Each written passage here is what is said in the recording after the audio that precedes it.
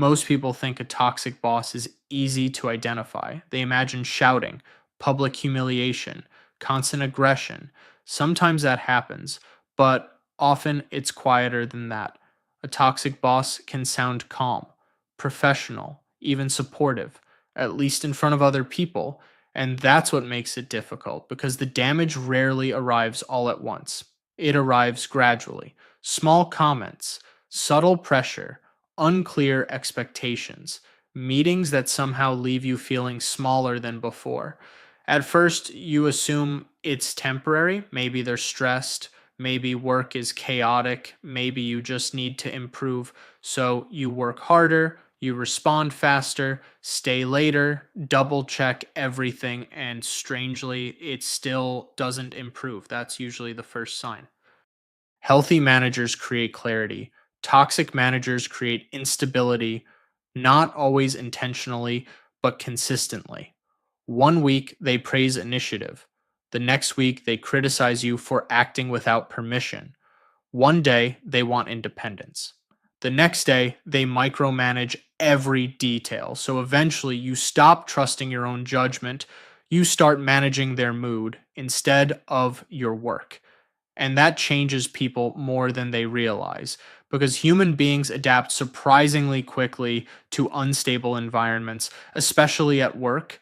You begin scanning messages differently. You rehearse simple conversations in your head. You overanalyze tone. You become careful in ways that didn't exist before. Not dramatic, just exhausting.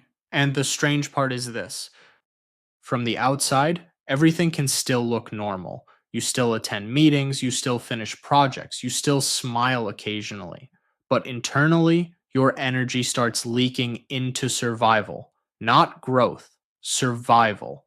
That distinction matters because toxic workplaces are rarely defined by workload alone. Some people work incredibly demanding jobs and still feel psychologically safe. Others work ordinary office roles and feel permanently tense. The difference is predictability. A stable environment allows the brain to relax. An unstable one keeps it alert.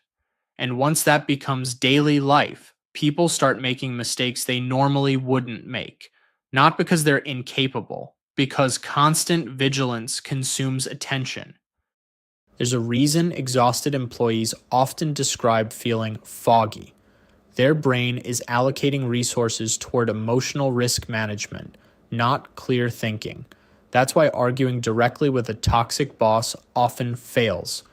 People assume the solution is confrontation. Sometimes it is. Usually it isn't, because toxic managers often operate through ambiguity. Nothing is explicit enough to formally challenge.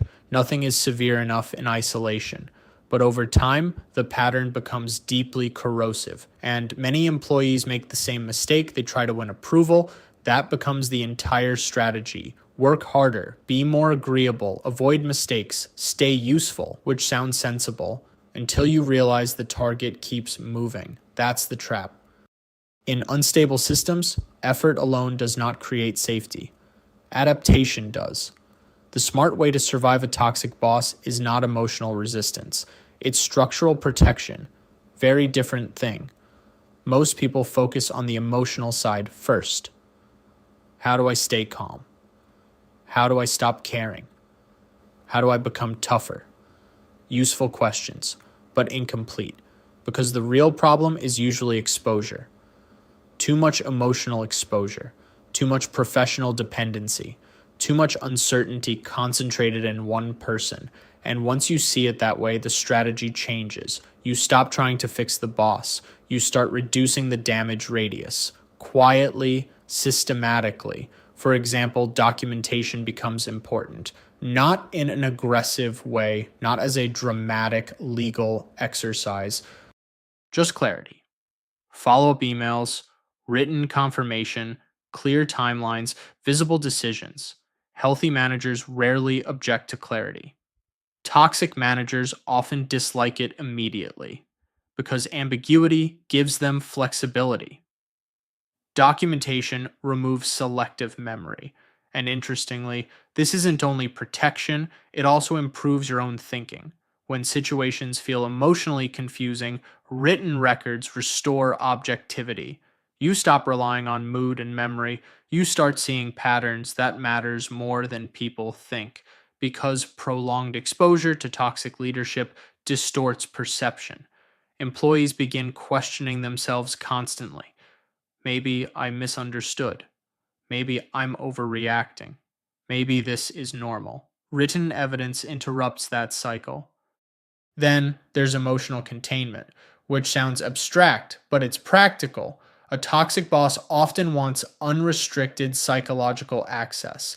Your attention, your reactions, your emotional availability, and many employees unknowingly provide it. They carry workplace tension home every evening, replay conversations repeatedly, check emails late at night, mentally remain inside the office long after leaving it, which means the toxic environment expands beyond working hours. Eventually, it occupies your entire nervous system. So, containment matters. Not denial, not pretending things are fine, containment. You decide what deserves mental access to your personal life. That boundary becomes survival equipment. And sometimes something else happens. You start noticing that toxic bosses often rely on urgency. Everything is critical, everything is immediate, everything requires emotional intensity. But genuine high performance rarely looks like permanent panic. Strong organizations value consistency. Toxic systems value emotional reaction. There's a difference. And experienced employees eventually learn something important. You do not have to emotionally participate in every crisis presented to you. You can respond professionally without absorbing the atmosphere. That skill changes careers because workplaces are full of emotional weather systems, some temporary, some permanent. If you absorb all of them personally, burnout becomes inevitable. And this is where many people misunderstand professionalism. They think professionalism means endless tolerance. It doesn't. Professionalism means controlled behavior, not unlimited access. Very important distinction. You can remain polite while privately disengaging from dysfunctional dynamics.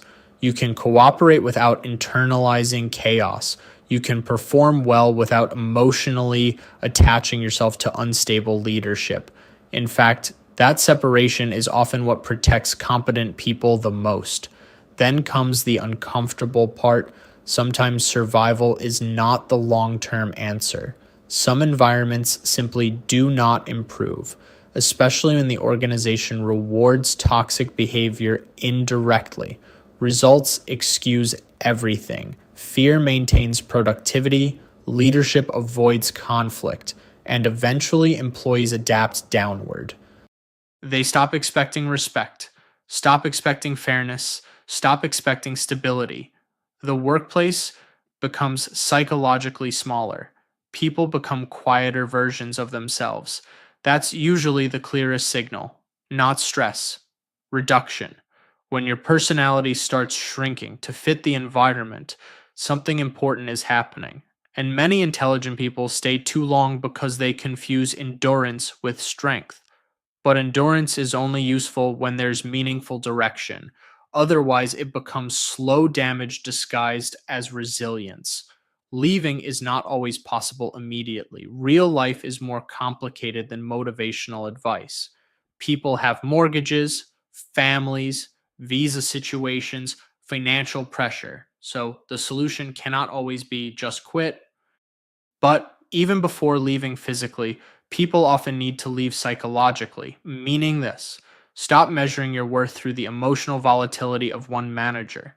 A toxic boss is often inconsistent because they are inconsistent internally, not because your value changes daily. That perspective matters. Otherwise, people begin carrying workplace narratives into their identity, and that can last for years. The strange thing is, once people finally leave toxic environments, many realize how abnormal the situation actually was. Simple interactions feel different. Feedback becomes clearer. Meetings feel calmer. Mistakes stop feeling catastrophic. Nothing magical happened. The environment changed, and humans are profoundly shaped by environment more than most people admit, which is why surviving a toxic boss intelligently is less about becoming emotionally invincible and more about staying psychologically intact long enough to make rational decisions.